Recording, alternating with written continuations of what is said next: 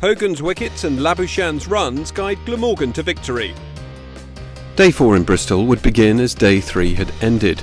Gloucestershire in the driving seat, Roderick and Bracey at the crease, and the match heading towards a draw.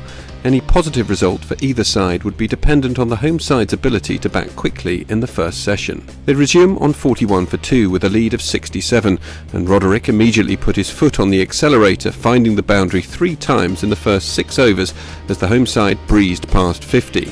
That flurry of boundaries would be the extent of his contribution, dismissed by Hogan for 20, caught by Selman at second slip. Bracey would take up the baton of his departed partner, his own score growing with each 4 scored. It would be his undoing. Looking to turn Dewthwaite round the corner for another boundary, he was trapped LBW, innings over for 33. With Howell and Taylor fresh to the crease, Glamorgan had an opportunity and would look to take quick wickets in the hope of forcing a result. The Gloucestershire pair, though, would stay together to take the side's total past 100, Taylor accelerating. He'd go the same way as Bracey, though, playing across the line to Lloyd, out LBW for 16. Howell and Higgins, though, would guide the side through to lunch at 131 for 5, the lead 157. Higgins' stay at the crease would turn out to be brief. He was well caught at first slip for 6 for Hogan's third of the innings. He wouldn't have to wait long for a fourth. Howell, his next victim, clean bowled for 33. Payne would only add 1 run to the score before he too would fall, caught behind off the bowling of Wagg.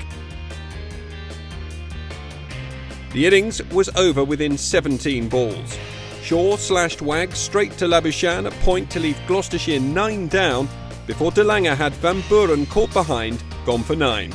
161 all out, the target 188. A gettable total for Glamorgan, but a draw still the more likely option with 1.5 sessions left in the match. But Selman and Hemphrey would get off to a slow start, just 6 runs scored off the first 4 overs. Selman was then out, caught at point by Taylor for 6 off the bowling of Payne. Labuschagne would announce himself with a boundary to take Glamorgan into double figures, and he'd take the Gloucestershire bowlers to task, hitting 4 more boundaries as the side raced from 10 for 1 to 56 for 1 in the remaining 8 overs before tea. With Glamorgan starting to look like they were in control of the match, another wicket fell. Hemphrey caught by Dent off the bowling of Shaw, out for 15. Unmoved, Labuschagne would pick up his half-century, taking just 61 balls to get there. He was beginning to look like the key man in the chase. With the target about to tick down into double figures, he'd lose another partner though, Lloyd dragging a Taylor delivery onto his off stump, out for 8. Root would stay with Labuschagne, and the required total ticked down further. Gloucestershire though would break the partnership when captain Dent held on to a catch to see Root go for 31. The home side's confidence grew, and in the next over the linchpin Labuschagne was gone, edging Payne behind for 82. It was still Glamorgan's to lose though, and Dewthwaite would settle nerves with 2 quick boundaries off Shaw and then Payne.